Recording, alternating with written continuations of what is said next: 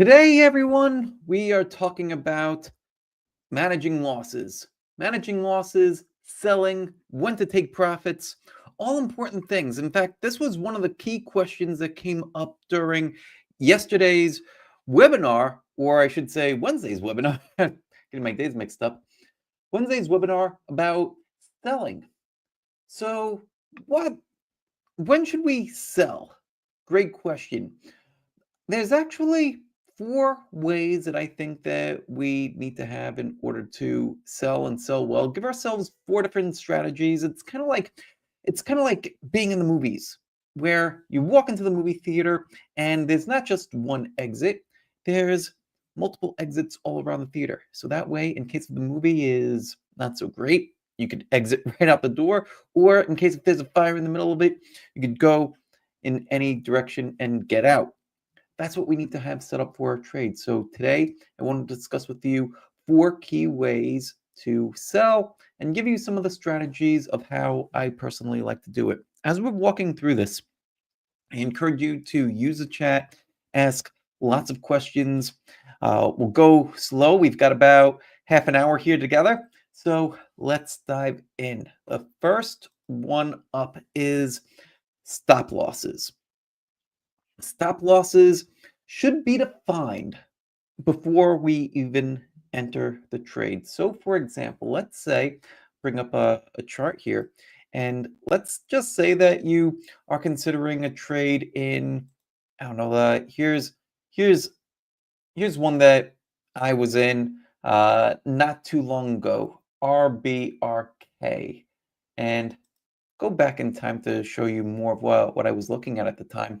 If you were to get into this trade, say right here, right as price had this upside reversal. For me, the purple line is the 21-day exponential moving average, but it shook out below that day and it closed near the top of its range. If you were me, where would you look to place your stop? One of the things that I always like to consider whenever I'm placing a stop is where is support? When price has these upside reversals, it tends to make it easier to find support. That's one of the reasons why I like stocks that show this kind of price action quite a bit. It draws my attention to it because it makes it easier to set the stop loss. So when I'm looking at this, and I'll turn on some of my annotations here, it gives a pretty clear place. Now, why would I tighten it up? Right? Because you see over here, this shows where my stop loss actually was. Why would I tighten it up there to below, or it looks like almost in the middle of the daily range? That's interesting. Here's some more insight. We could use multi-time frame analysis to define where to best place our stops. So what I'm going to do now, I'm going to drop down into an intraday chart. So let's take a look at what this looks like down on the 30-minute chart. So you see down here, I'll zoom in a little bit to this particular day, how price had shaken out below the 21-day exponential moving average. Then it rallied back up and it pulled back, and then it rallied again and it started to consolidate around here. You see all that? That begins to create some intraday levels of support where if price were to break out and then undercut those lows, it begins to break down the thesis. The trade itself might not be breaking down, but if you're shorter term, if you're a swing trader like I am, then that gives you a good opportunity to exit, because what your original thesis was is that, hey, we're at a breakout level. This thing is ready to go. So it should run relatively quickly. That's why you're able to use some of these intraday levels of support. So I had my stop down here at $65.90 for a few different reasons. One, because it puts it below this level of support right over here. If we go back to the daily time frame, you'll see a couple of other things. They're sort of visible on this chart, but I want to make sure that it's clear. come back over to the daily chart, and one of the things that you might notice is that all those lines, for me, that's the 5-day exponential moving average, the 10-day exponential moving average, and the 21-day exponential moving average. They're all right around that particular level. So I have confluences, right? I have confluences of three different moving averages. I also have confluences from that intraday level. And it also tightens up my range too, because I'd want to enter above resistance, which I did right around $68.75, and have a relatively tight stop. My stop was set at $65.90. So by tightening up the distance between my entry and my stop, I'm able to have less risk on the table. That means that I'm able to take more trades and risk a lot less. And if trades do go against me, it's going to hurt my equity curve less. Bear in mind too, I'm not out there like a cowboy just trying to take any old trade that happens to catch my eye. I want to make sure that I'm always taking high quality trades, but even on the highest quality trades, it's so important to have our stop losses set well. I hope that makes sense. Go ahead and use the chat if you have any questions that come up, or at least confirm that what I'm saying here in regards to stop losses does make sense to you. All right, let's keep going. Number two, setting profit targets. It's important to set profit targets. In fact, I would say that it's important to have all four of these different selling tactics all laid out before you put on the trade. Here's why it's so important to have all these set up for yourself before you put on the trade. And again, we spoke about this on Wednesday's webinar as well. The reason why it's so important to have your whole game plan laid out before you even put on the trade is because most of the time people are great at analyzing a chart, but where they struggle is with the execution. And it's not just, oh, let me place the buy order or try to get out of the trade. Those things are important, but it's trying to figure out the when, the how, the why, and what they end up doing is they lean on their analysis and they end up getting caught in analysis paralysis. If that's happened to you before, let me know, because that certainly has happened to me. So, what do we do about that? We improve our execution. And one of the big ways that we can improve our execution is by figuring out all these different selling strategies before we even get into the trade. So, let's talk about profit targets. Okay, so come back over here to our example with RBRK. And one of the things that I like to do with profit targets, and you might notice that I have it as plural, targets, not target. The reason why is because I like to sell into strength at different places. So, for example, the way that I look at trading, I look at it like a game of chess. If you've ever played chess, there's different objectives at different points of the game. In the beginning of the game, you're just developing your pieces, you're pushing them out, you're trying to control the center. Later on in the game, you're trying to capture some of your opponent's pieces, and then at the end, you're trying to attack the king and win the game. Trading is kind of similar in this way. When you first open up the trade, your first objective is to get risk off the table, get your stop to break even, and then get to your various profit targets. So the first profit target that I typically set is right at around twice what I've risked on the trade. So in this case, I had risked about 4% on the trade. So I wanted to start taking some profits off at about 8%. And that's exactly what I did when price got to about 8%. In this case, a little bit more than closer to almost 9% on this one. That's when I started to peel something off, because the math works out that way, right? If we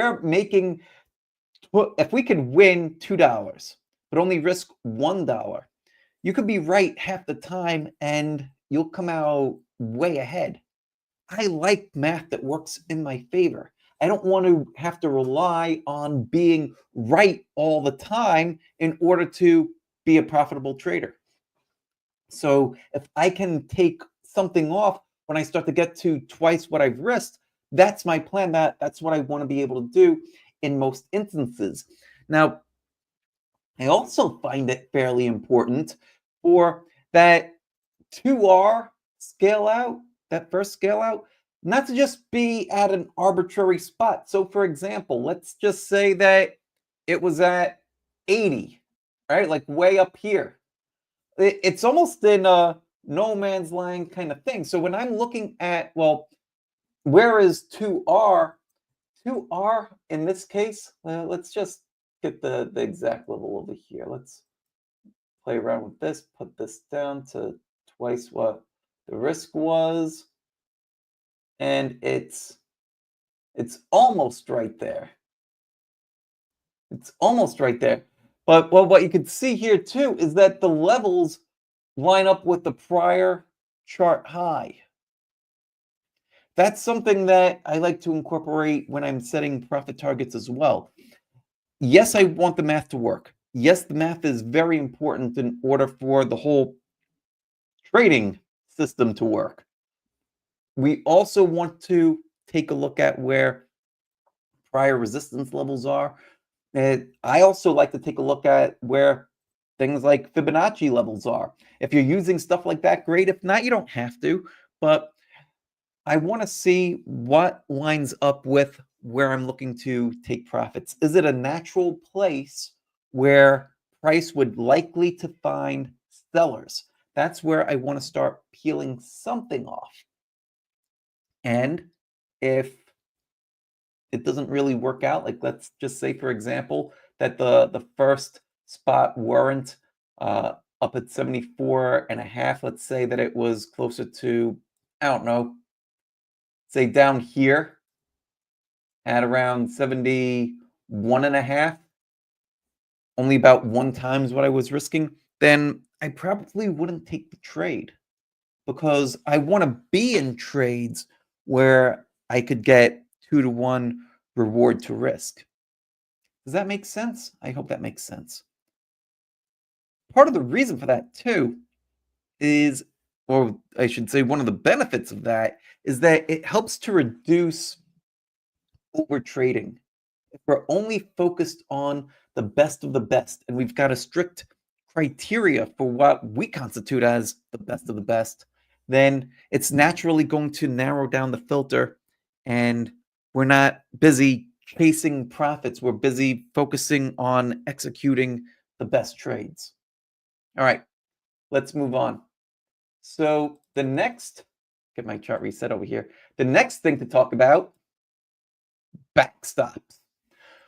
You might be asking yourself, well, what is a backstop? Excellent question. A backstop is simply when price begins to run, it's the level that we don't want it to retrace back to. So, for example, let's advance this chart a little bit. And let's just say that, let's say that you wanted to hold on to the stock for a little while. And let's just say that you didn't move your stop loss at all. Let's just say that you left it way down here at the original place. Then if you're leaving it at the original place, then the distance between wherever price goes to and your stop loss, that's what's at risk. So if we're not mindful of where we are raising our stop to, the act of raising our stop, I call that a backstop. If we're not mindful of where we're raising it to, then all of a sudden we have a lot more risk on the table. So in this trade, when price got up here, let me get this thing out of the way again. When price got up here and I'm at about a 12% gain, I'm not only risking 4%, right? I'm risking 4% of my initial capital or 4% on that trade, but I'm really risking 11%. And where do I think that trade's going to go? I don't know, but now all of a sudden my reward to risk ratio is completely out of whack. You see how all of a sudden the ratio was very favorable, right? To put it back down here, it was at almost 3 to 1, but now it was at 0.3. Terrible.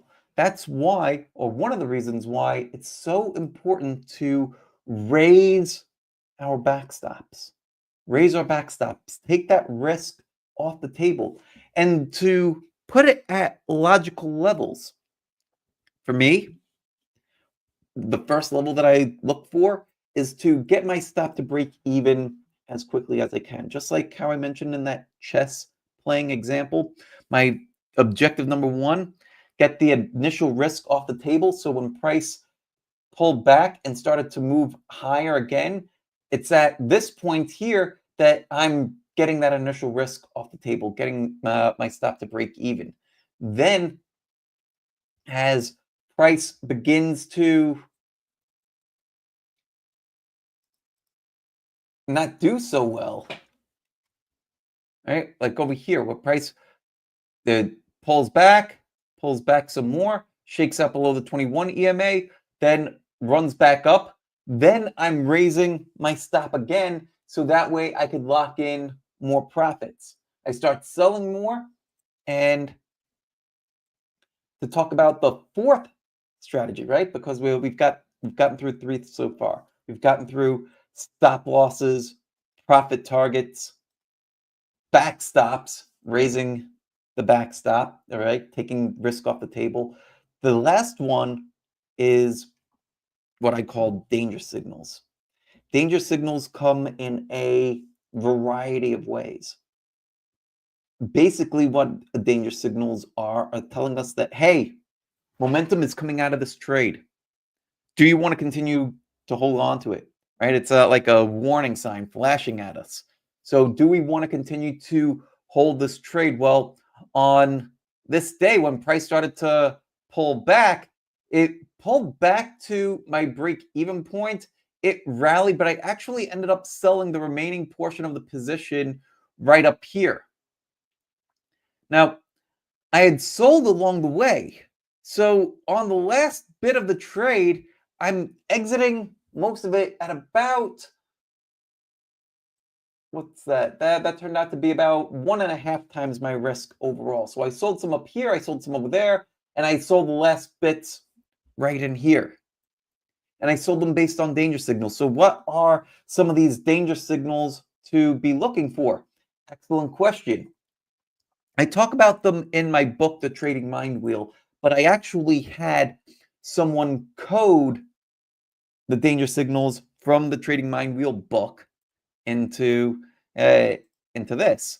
If you, for those of you that are interested in the Trading Mind Wheel book, just use that QR code right there on the screen, and you could go grab yourself a copy of the Trading Mind Wheel book. It's over on Amazon. So let's talk about this danger signal indicator, which by the way is for free. You just turn this thing on and it highlights all the various danger signals that were in the book. So I'm just going to take price back over to here when I was looking to sell, and you can see now all of a sudden there's 8 danger signals that are showing up. Maybe you're looking at the same kind of danger signals I am, maybe you're not, but the concept of figuring out what sort of things tell me that the trade isn't going my way, have a checklist for those things, and when too many of them start to show up, that's when you pull the ripcord and you look to exit the trade. In this case, there were 8 danger signals. On the next day, 10 danger signals. So I'm looking to exit the trade, and I exited this one at the end of the day over here. and you could see like it was flirting with different levels of danger signals all throughout the day. So that's what prompted me to exit the trade. Exit when things are going south. Don't wait for just a plain old stop, or it's important to have multiple ways to sell a trade. If I only had a target and I only had a stop loss, then guess what? I'm selling down here. If I didn't have a plan, I'm writing this thing down for, at one point, it was down almost 25%. I don't know about you, but I find it a little bit difficult to hold through trades where I'm down that much. It really tests your conviction because you see, it's not just in your P&L. You start to see negative headlines. You start to wonder, did this thing actually top out? Is this thing going to come back? Not all trades come back. This one happened to rally a little bit today after reporting earnings. It's up almost 26%, a little bit, right? But not all trades come back. If this one didn't come back, didn't save the day, there's plenty of people that bought back here that are now relieved, that are likely starting to sell some of this. This might set up again where it gives us another low risk, high reward entry. I think I think that it could get interesting next week. But let's see what sort of questions you guys have. Now's the time. Type in your questions into the chat uh, while I sip my coffee.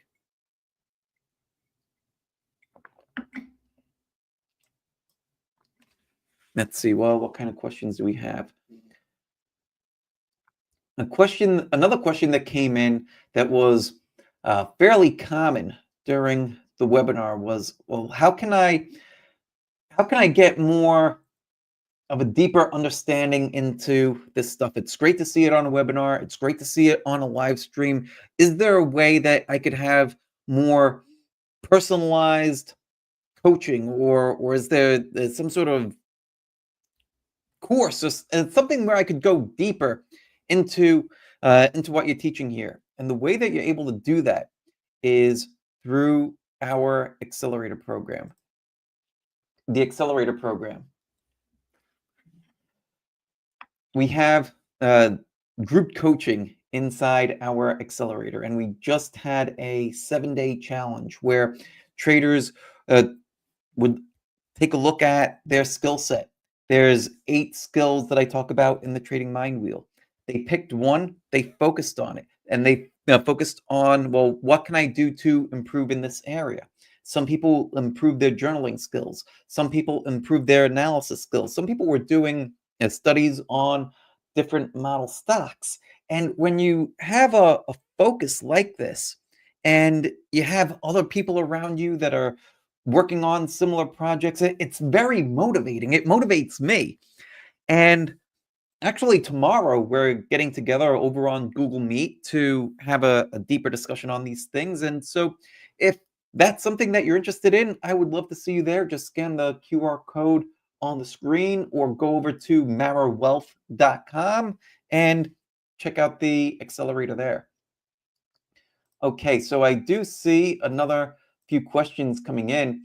Howard Bell says, do you use trailing stops? I don't use trailing stops. I used to use trailing stops, but I found that I would be stopped out at arbitrary places because of it. It's just an automatic thing that's moving with price. That is good. It does help you to get out of a trade if it starts to retrace X amount.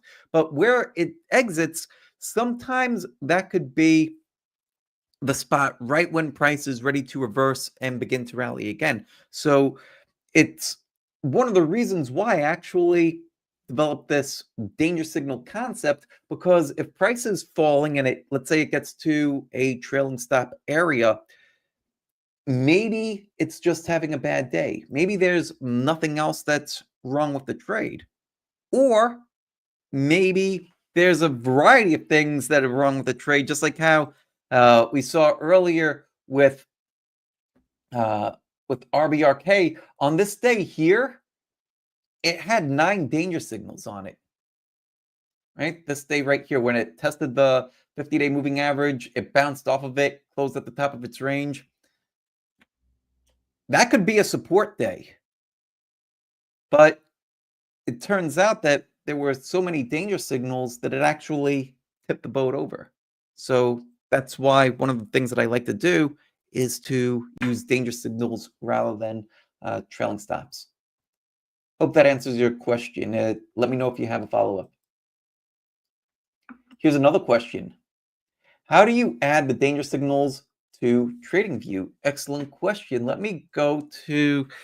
Uh, let's go over to merrillwealth.com. Give you a little plug for the website. I actually wrote a blog post about this a little while ago, and it's a part of this blog post here. I will put the link to it in the chat, but this blog post teaches you how it gives you insight on the danger signals, what they are, my whole checklist for them, and it gives you the link to grab the indicator as well. And it also gives you a video that explains all the danger signals. So go to that blog post and you'll be able to grab the danger signals there.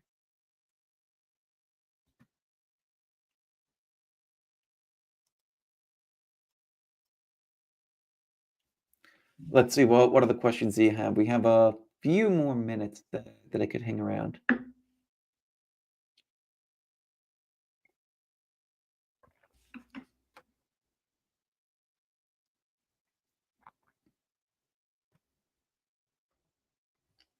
We're starting to see a halfway decent turnaround in the market today. We could get a little bit of a bounce.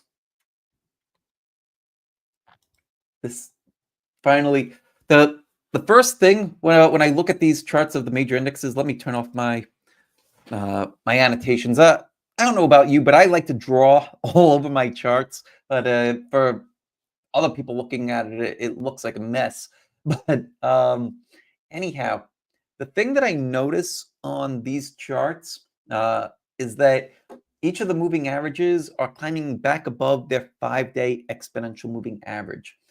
On these charts, that thin gray line, that's the 5-day exponential moving average. And we still have about 2.5 hours left in the trading day, so anything can happen. But if they do close back above their 5-day exponential moving averages, it'll be the first time that it's done that in about 3-4 weeks.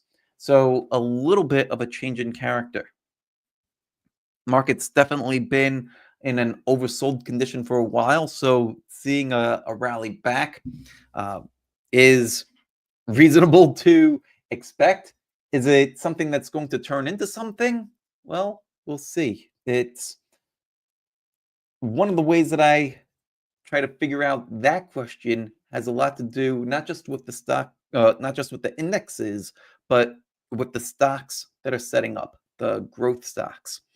If a lot of stocks are consolidating and they're constructing constructive patterns, then that's a great indication of, is the market likely to turn, yes or no? And if it is, then it gives us a great high probability, high reward, low risk way to get in and play a potential rally. Let's see. Here's another question from Howard. Do you have set rules for exiting in stages? Yes, I do. So we're talking about the profit targets. Is that right? So if we're talking about the profit targets, The way that I like to sell in stages for these, we'll bring up the charts again.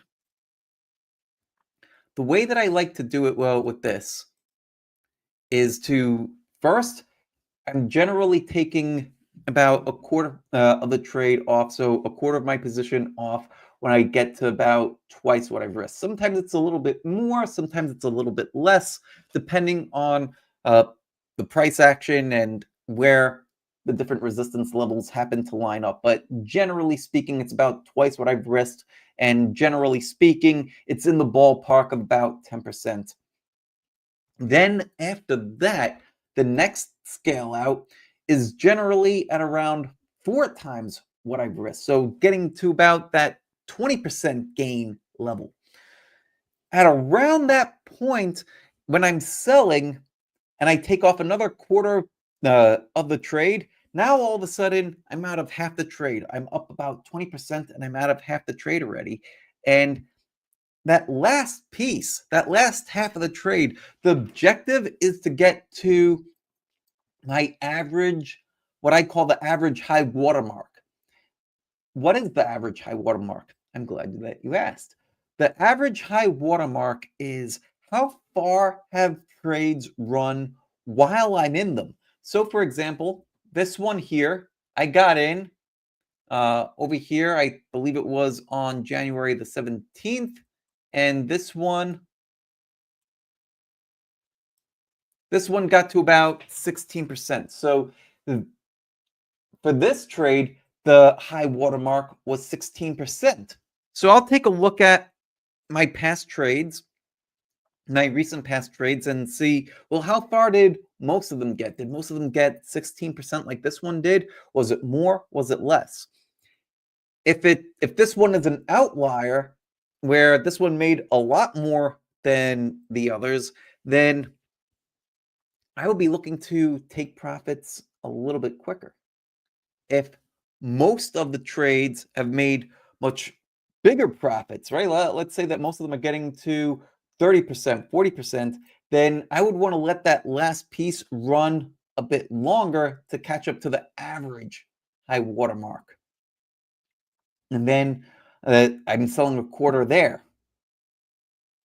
The last quarter, that one I'm letting run for as long as it could possibly go. And I'm generally selling based off of some sort of a major rule, something like a blow off top, or something where price falls and it triggers a dozen danger signals or something like that.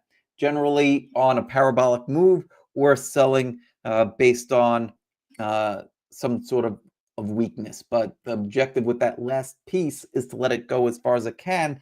And I find that I'm more comfortable doing that because I'm not risking all of my profits on it. It's just that last piece.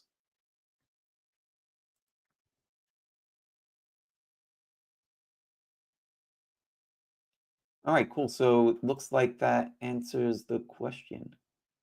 Any other last minute comments or questions before we wrap up? For those of you that are not on our newsletter yet, you can go get our newsletter. It's for free. It's over on marwealth.com. Just go over there and you'll be able to get that. And if you're not already on the channel, wherever you happen to be watching from, we're streaming to Facebook, LinkedIn, YouTube, Twitch, X. Make sure that you like and subscribe, and that helps people find this show. All righty, so looks like that is it for today. So it's been wonderful being here with you all. I hope that you enjoy the rest of your weekend, and see you next week. Take care, much love, and as always, God bless. Hey, thanks so much for sticking around to the end. If you're new here, hit the subscribe button down below and become a part of the Mara Wealth community. And make sure that you check out some of the other videos on the channel. They're exactly what you need to see. And leave a comment down below. I read all of them. Leave a comment.